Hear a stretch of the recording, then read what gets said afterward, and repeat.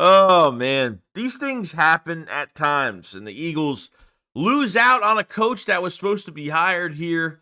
A free agent wide receiver three has been linked to the Philadelphia Eagles as a potential landing spot. Um, the right tackle of the future that the Eagles met up with last night, and the Cowboys lose Dan Quinn. So let's get all straight to it. We better turn around. Because I've seen enough horror movies to know any weirdo wearing a mask is never friendly.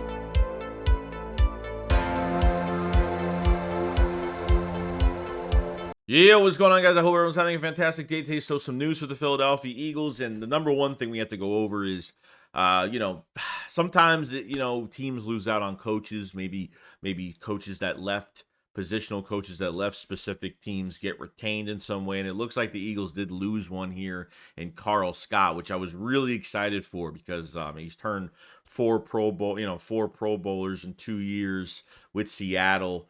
He was the one that was coming with Clint Hurt as a defensive line coach, but Eagles lose out on Carl Scott. A lot of connections with Alabama, even trying to get Xavier McKinney here as a free agent, safety. Obviously, Kool-Aid McKinstry, Terran Arnold. I mean, a lot of connections there. He was with those guys when they committed, so really sucks. I mean, Mike McDonald is the new head coach over in Seattle, and and sometimes these guys just get retained. Sometimes you have to believe that just things aren't meant to be for a specific reason. And the Eagles will have to go after another DB coach as of right now. And don't say, we're not going to have Denard Wilson. Denard Wilson already signed as defensive coordinator for the Tennessee Titans. And and the Eagles will just have to keep looking. I thought this was one of the best moves, most exciting moves that they made. But unfortunately they have to go out and find somebody else now. And this, like I said, it could have been money, it could have been really anything. Mike McDonald probably pushed really hard. And I think it was easier for Carl Scott to just go back to Seattle because he knows everybody, knows the players. There's a lot of players are still going to be there, and especially even with Witherspoon and Woolen having two guys that are fantastic cornerbacks and could just do better with that room. And who knows, there might have been a little bit more money involved. I mean, we don't know, but it's a big loss. But we'll see how the Eagles answer for the DB coaching position. And like I said, really sucks, but sometimes these things maybe are meant to happen. So we'll see what happens with that. Now, Eagles have been linked for a potential landing spot for one of the wide receiver three free agents, and Tyler Boyd as one of them. It's a pretty natural size and can get out there and get the pass and is quick enough. Like for me personally, I like those more speedy, twitchy type inside guys, and we'll see what happens. Tyler Boyd's a good player. I think his size is great and can go out there and catch the ball and kind of make any play you want him to. I know the Bengals used him in many different ways. And is looking for his next team. I know the Steelers might be looking for a possibility to sign Tyler Boyd. The Eagles have been linked to him already. The question I have is, do the Eagles go out and draft a guy and produce him for 4 years? But you have to make sure you draft the right guy that's going to start day one, if that's what you're going to do. And I don't know if you're going to draft a receiver high just to play him as a wide receiver three. Okay. But there's a lot out there. Like I said, I've talked about Hollywood Brown. I've talked about other guys that are out there. Elijah Moore from the Browns, where you don't have to pay that much money, but you're going to get guaranteed maybe guys that used to be, number ones, number twos, that potentially could be a three for this team and be very productive. And the wide receiver three is probably one of the worst positions just because you're not the main focal point in an offense. And obviously this offense runs through Dallas Goedert, Devontae Smith, and AJ Brown. So to have a guy like this as an upgrade, and with Kellen Moore's offensive play calling, capability, and how he can really kind of spread out this offense a little bit and, kind of distribute the ball very well. I think Tyler Boyd would fit very well here. So we'll see what happens. I mean, I'm just interested to see what they do. I mean, you're letting Quez walk, you're letting Zacchaeus walk, which I don't think Zacchaeus had much of opportunity, as well as other positions. And so we really haven't had any great luck with this wide receiver 3 position. As Quez being the closest to what we've had where he's made plays, it just hasn't been consistent. And no, I'm not looking for just a guy that's fast. I'm tired of getting the Quez Watkins types, the Shelton Gibson types, the guys that have all the speed, but can't route run, can't catch, can't be relied on for contested catching. And I think I've seen enough of that. I mean, I'd rather have, a guy that's just a better route runner in general that can get open, that is a huge mismatch on the inside. And I think Tyler Boyd could fit that mold right there. So we'll see what happens with that when the time comes with Tyler Boyd. And like I said, his statistics aren't anything to shake a stick at, nothing crazy. 2 touchdowns for the year is 667 yards. You know what I mean? But that's what that's what you're looking for as an inside guy. I mean, that's, between, 5 to 800, 5 to 6, 700 yards. I don't know. Somewhere in that area. It's what you're kind of looking for since they're not being the main focal point all the time in an offense, but would definitely help down the line. And yes, I know he's a little bit older, but would be a little bit cheaper. And 29 is not a bad age, and I don't see why not. If you sign him to a 1-2 year deal, something like that, it's not a horrible thing. Could they go a little bit better at this position? Maybe they could if they want to get more. They want to get a little bit younger at the position, So we'll see what happens. But we'll just give it some more time down the line. Now, Eagles met up with a potential right guard from Oklahoma, Tyler Guyton. Okay, 6'7", 328, raw talent. Daniel Jeremiah has already linked him to the Philadelphia Eagles in the first round. Very raw talent. And like I said, I'm not a big fan of drafting offensive linemen in the first round when I don't like redshirting guys. Okay, that's the number one thing. Like, if he's a second round pick, if he drops to the second round, I would definitely get him. Because the Eagles have 2 second round picks, which I know within the first 3 rounds, the Eagles are going to draft. I mean, at least for your first, your 2 seconds, and your third, I don't even know if the Eagles have a third. I'm not even sure.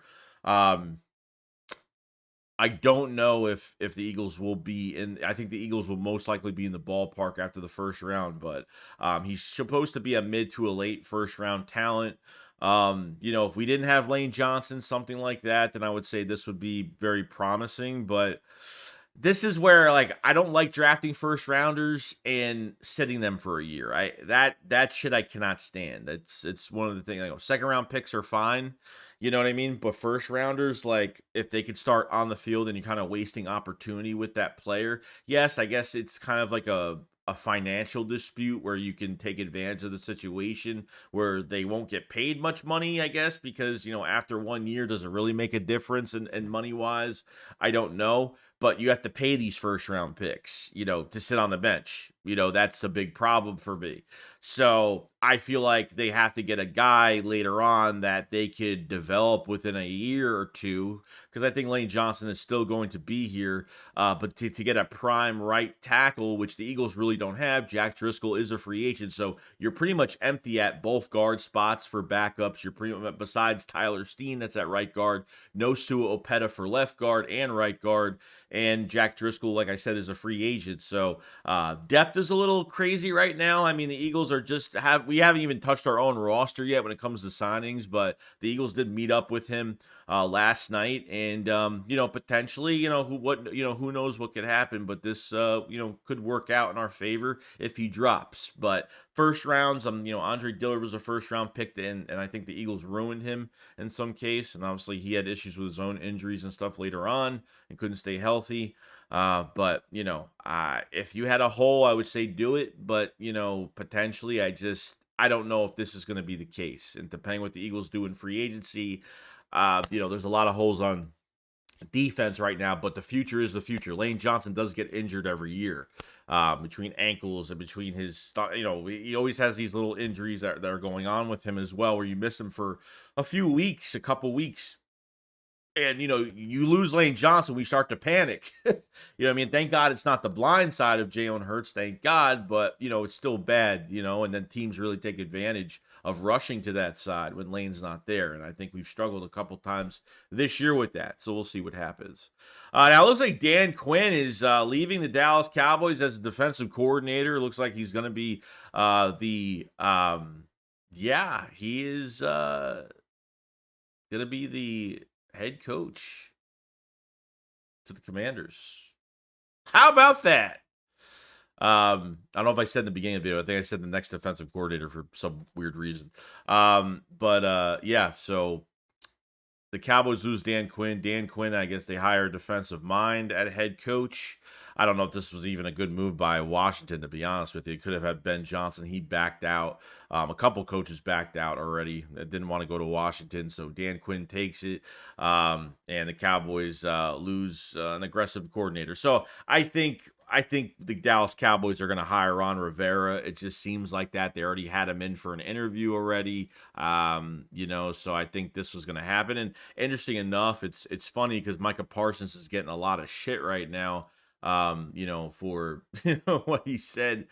If you guys remember a while back, he was like, "Oh, if Dan Quinn goes somewhere, he's like, take me with him." And Jahan Dotson's already making jokes about it already. To come to Washington. I mean, if that happens, I mean, it's not impossible. I mean, it could happen. I mean, his contract, he hasn't got paid yet. He's only a $4 million cap hit. So I mean, at the end of the day, it's like it's not costing the Cowboys much until they have to extend Micah Parsons after this year. They have to extend Dak after this year. They have to extend their best lineman after this year. The Cowboys got a lot of free agents after this year. A lot of guys they have to pay a lot of big money going around, depending what they're doing at the quarterback spot, will probably be the biggest one. But we'll see what happens with this. And if the Cowboys potentially can lose Micah Parsons, I don't know. But I mean, it's just funny how now the players are remembering and reaching out to Micah. Well, you said if Dan Quinn goes somewhere, you're going to go there. So why don't you sign up? So we'll see what happens. And I think if it's up to Micah Parsons, if they think the Cowboys are not in a winning situation, I don't know if going to Washington Washington's on a strict rebuild right now, really. Depending if they pay Jonathan Allen and some of these other guys that are maybe going to become available. They've already lost Chase Young, they've lost Montez Sweat, Jonathan Allen might be gone. So we'll see what happens between the Cowboys and the Commanders and some of the other moves that they do make later on. But it should be interesting. So Eagles lose a coach.